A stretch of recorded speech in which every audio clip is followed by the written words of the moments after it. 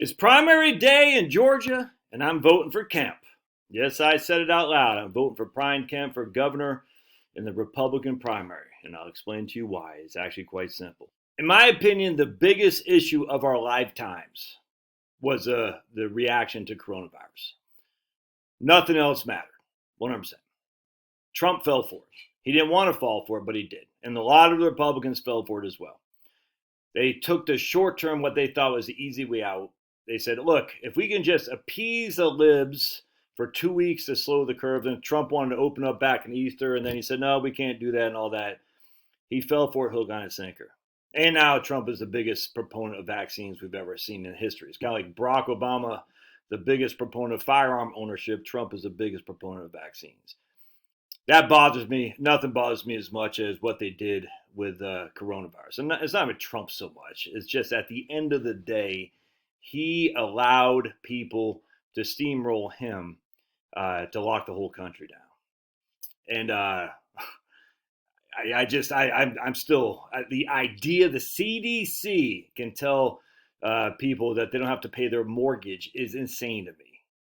I'm sorry. I will never get beyond this. That still ticks me off to this day. They were locking people up because they would not stay socially distanced and stuff. Now, you can say all day long that's what we call it, states' rights. I 100% guarantee, I agree.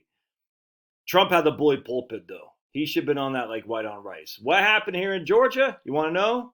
Oh, Trump was going after the Kempster by saying you're opening up too soon. And here's a video I did to prove it right here. April 28th, 2020. And I'm going to share with you a little bit of highlights of this. You ready? Let's go into this here real quick. Wait, hold a second. This is my own video, so copyrights. I copyright my own video, so listen. All right, so 24 hours in to Georgia opening back up, we are all still here. I'm proud to report the traffic's getting busy, which was one of the benefits of the shutdown. People out there jogging, lots of people out there not social distancing, not wearing masks. The heroes. We're still here. We're still kicking. We're ready to kick butt and take names here in Georgia. Anyways, just occurred to me. One of the reasons, actually, someone had posted this, I think, on my comment section, and I had forgotten about this. My wife, Charlotte, old Charlotte. And then I did another one right here. Time for Trump to step up for freedom. Looking at it, May 2nd, 2020. Look, I got my Boston Bruins hat on and my sweatshirt. It's cold back then, global warming. And I just want to read some of the comments here because this, a lot of, look, I get it. People are mad at me because I like Kemp. Kemp did, we shut down for 2 weeks, like the 2 weeks that everyone's talking about shutting down. That was freaking stupid. But Kemp realized, hey, we can't have small businesses going under. I'm not going to rely on the federal government to bail us out. Trump supported the CARES Act. I would not have supported it, even though I did back then, because I recognized that politics it's a government taking. They're shutting everybody down, thus you got to make these people whole. Should never shut down, ever. I'm still mad at that, 100%. You should be too, man. Your freedom was violated under a Republican government. That's just a fact, Jack. Republican had the control of the Senate, and Republican they didn't have the House at that point. They had the Senate, yeah. And they had the presidency. There's nothing the Democrats could have done. It was all in the Republicans because they're so freaking scared of the media. And Trump wasn't initially, but that couple weeks time there in March 2020 in April, they said by Easter we're going to open back up. And then he didn't do it, man. And I'm pissed. I'm not going to lie to you. I am pissed. How many people just followed blindly without even expressing any kind of consideration not to do that? And so one guy who did was Brian Kemp. He said, no, we're not doing this anymore. And Trump freaking lambasted him, man. Lambasted him. What the hell? And thankfully, Brian Kemp won in 2018 and DeSantis, because if those two people lost to freaking, what's her name, Stacey Abrams and the clown crackhead Gillum, we would not have had the laboratories that we have in the United States. 50 different unique laboratories. We knew Georgia was just fine. We know Florida was just fine. South Dakota was just fine. We have 3 states. That's it. Greg Abbott, the idiot from Utah, the idiot from Indiana, the idiot from Arizona, Ducey, even though he claims he's more on our side, they all fell hook, line, and sinker. Never mind the idiots in Massachusetts, Maryland, Mike DeWine. All these people are clowns. We have three. That's it. Three. Kemp, DeSantis, and Noem. And Kemp was the best of the three, by far.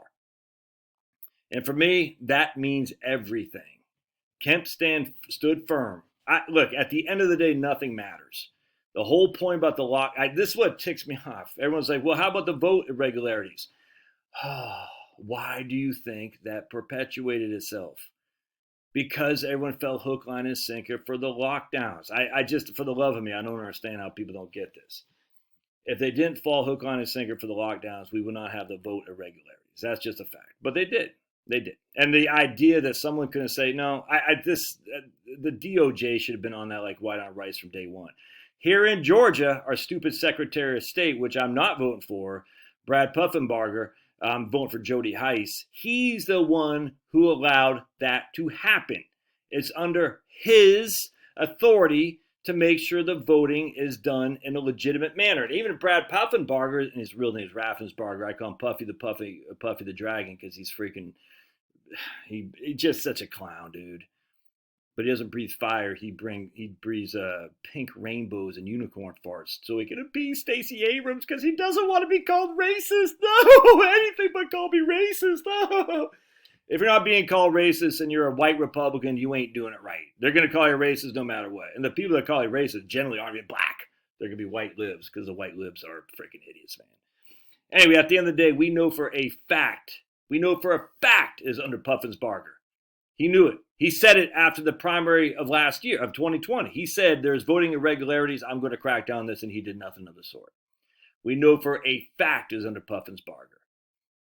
Now, can you say, well, it all stops at the executive? Sure. But we can say that about Trump, too. It stops at the executive.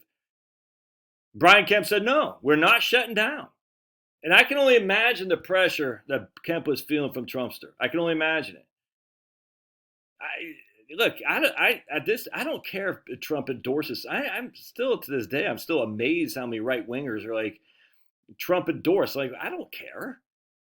And I got all these videos on my support of Trump. You can see them right here. Thank you, Trump. Trump is a political genius. Life expectancies are up. Thanks, President Trump. Let's see. Economic data like this will assure Trump wins re-election. Let's see. Trump does it again. How Trump can win on Medicare. I predict Barney Frank will vote Trump. Trump. So don't tell me that I'm not a Trump supporter or a closeted Democrat. I got 46 videos with Trump name in the title. 2 are negative on the guy. Well, at least 2 before the election of 2020. That's it. So don't tell me that, Trump. The facts are I don't like mandates and I don't like shutdowns. That is a taking of private property and your ability to move freely as a human being. If you are so scared about something virus, you should stay home. That's what you do. You quarantine the sick. You don't quarantine the healthy. It's freaking insanity. And it happened under Trump's watch. God, it's just that simple. 3 people stood up.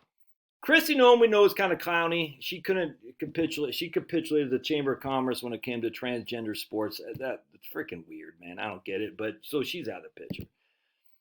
Kemp stood strong. DeSantis, not as strong as Kemp, but he still stood strong. Kemp was number 1. That's it. End of story for me. Nothing else matters. And you're like, they're voting irregularities. Do you really,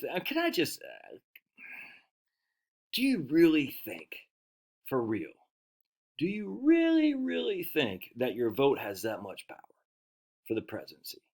I don't anymore. I don't. I actually come to think that Trump was part of. I don't think he was in on the cabal. I think he was led by the cabal, probably against his wishes. But look at the people he chose. He chose a bunch of scoundrels. Paul Manafort? Are you kidding me? Talk about Ukraine blood on his hands. Not Trump's, but Manafort. He's part of the whole thing. Is the idea that Trump went in there rebelling against the DC establishment. It's just absurd to me. One guy stood up, and it's Brian Kemp. And that's all that matters to me. He stood up, and I'm going to reward him because I appreciate him standing up. No mask mandates here in Georgia. He allowed the school districts to choose, and that's the way it should be. 100%. It should not come from the state. It should come from the locality. I got no qualm with that. And you can say with the localities and elections and all that, yeah, but we have to make sure the elections are clean. But at the end of the day, they're never. I mean, I'm talking to myself now. The idea that the elections are clean anyway is silly. Yeah, and that's why I said even 2016. I was real pissed after 2020. I did a number of videos. I'm surprised my channel didn't get nuked about how ironic it was or odd the vote was. But then I looked and did some research on 2016 too. I was like, ooh, that some of those that favored Trump in Macomb County or something like that in Michigan, and Hillary didn't stand up to. And I was like, oof. There's some irregularities there too. There's irregularities all the time. The facts are we got a pretty much split country. That's just a fact. And as such, 4 or 5 counties generate, and even during Bush, the only time we hadn't had a split country is when we had the first black president. That's it. And a lot of people just voted for Obama just because they wanted to basically relieve themselves of being accused of racism. And as you can see, that never, it's kind of like with Trump, man. You can never win with these people. You can't. This is what I expected more out of Trump. I expected Trump to stand up and say, we can't win with these people. They're always going to, no matter what I do, they're going to come after me. So let's go hard or don't go at all. And Trump just capitulated. I'm sorry. And I'll probably lose a bunch of subscribers from this. I got to, look, I'm always going to say what I feel. Kemp didn't. He didn't capitulate. As such, I'm voting for Kemp.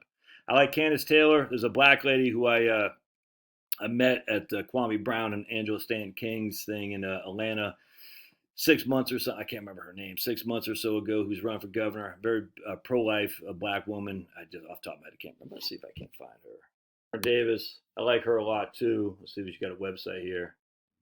Yeah. Big fan of this lady. Campaign website. And here's Catherine Davis. Here's her platform. Medical freedom, school choice, religious freedom, and abortion centers. Love it. Love it, man. Big fan of Catherine Davis. I like her more than I actually like Candace Taylor. Because Candace Taylor is like, why I'm running,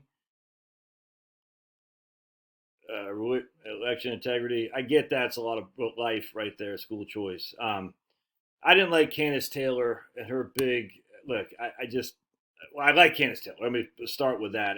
This is one thing that concerned me with Candace Taylor. I didn't like this so much. Let me show you what I'm talking about. I'm on Ballotpedia. I'm voting Kemp. I like Candace. I met her briefly when she was at that meeting with black conservatives, not even Republicans so much, black pro-lifers, if you will. Black, and she was the only other white person down there. I think it was me, one other white guy, and Candace. And I appreciate her showing up. The problem is I don't like this guy. I think that guy's, I just don't like, I don't hate the guy. I just don't like him. Out of nowhere, this guy came along and she's advertising. She got his endorsement. I was like, I've been in active conservative right-wing politics for a long, long time. Never heard of Stu Peters, and just out of nowhere he came up. And he did us huge damage with a couple of videos he did talk about the Canadian battles that were happening there that were just completely wrong, man.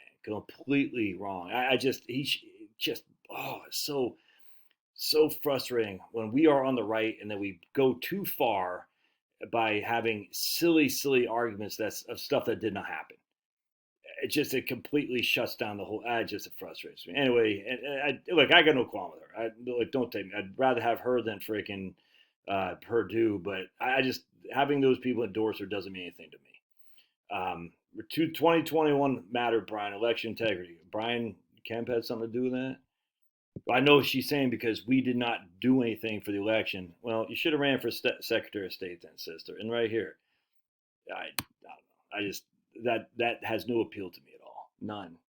I get what they're trying to do. The Democrats do this too. They go to the far right, the far left. At the end of the day, we got a guy who's pretty right wing in the governorship right now, who stood firm against everybody else. And that's my most important thing. 100%, man. If you can't open your business, you have no freedom, man.